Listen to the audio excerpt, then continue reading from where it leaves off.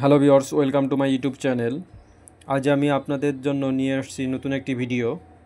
আজ আমি আপনাদের দেখাবো কিভাবে মাইক্রোসিস রাউটার রিসেট করতে হয়।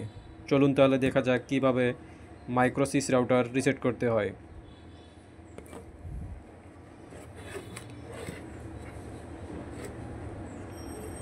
মাইক্রোসিস রাউটারের ঠিক পিছন দিকে একটা বাটন আছে, এই বাটন হচ্ছে রিসেট অপশন, লেখা আছে এখানে রিসেট অপশন। এই যে দেখুন,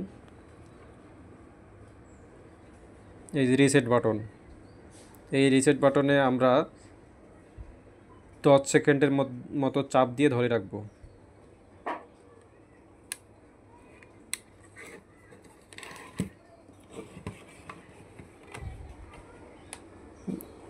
দশ সেকেন্ডের মতো চাপ দিয়ে ধরে রাখার পর যখন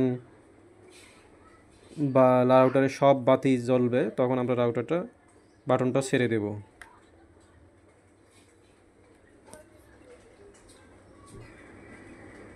এখন রাউটারটি রিসেট হয়ে গেছে। ভিডিওটি ভালো লাগলে অবশ্যই লাইক, সাবস্ক্রাইব এবং কমেন্ট করবেন। ধন্যবাদ সবাইকে।